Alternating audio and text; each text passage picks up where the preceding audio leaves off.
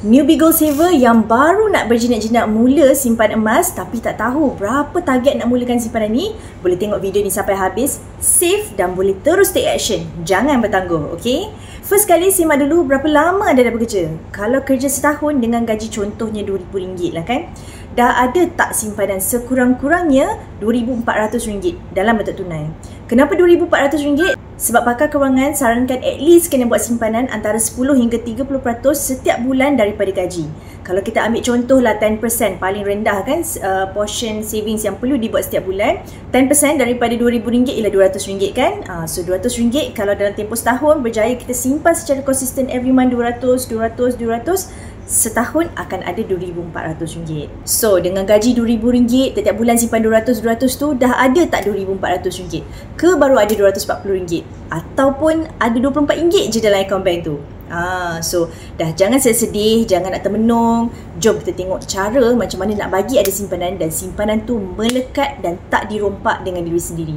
Ni selalu sangat kita buat, dah simpan dan lepas tu kita rompak balik diri sendiri. Kita ambil balik duit tu, kita guna untuk benda-benda lain yang benda-benda remeh, yang ada je lah alasan yang kita akan create untuk kita pakai duit simpanan tu. First kali buat bajet bulanan. Listkan pendapatan dan perbelanjaan tu setiap bulan. Lepas tu tanamkan dalam diri nak kena buat simpanan ni. Kena bina habit simpanan, paksa ataupun force savings. Yang lebih baik buat force and forgotten saving. Lupakan simpanan tu. Simpan dan lupa. Cara paling efektif nak buat kaedah simpan dan lupa ni ialah dengan emas.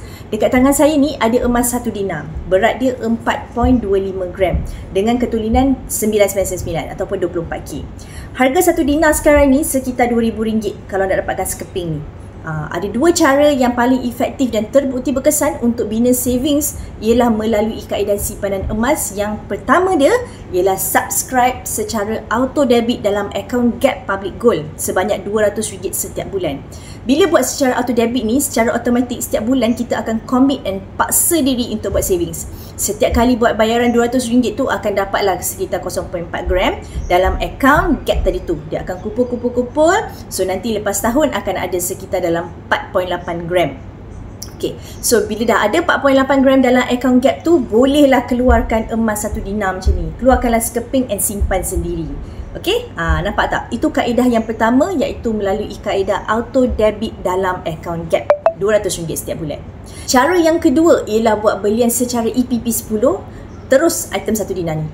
Setiap bulan bayar je ikut jadual harga. Bila kita lock item 1 dinar ni dalam sistem, dia akan keluar jadual harga tau. So buat bayaran ikut je jadual harga tu selama 10 bulan. Habis buat bayaran, nanti akan dapat emas ni. Simpan sendiri. Another method yang sangat-sangat simple, yang sangat-sangat membantu untuk kita paksa diri buat simpanan. Ramai sangat suka kaedah ni sebab dengan cepatnya 10 bulan je dah boleh ada savings bernilai RM2,000. Simpanan ni kalau tak paksa dia tak akan jadi. Kalau tak percaya, tengok je lah hasil tabungan setahun yang lepas.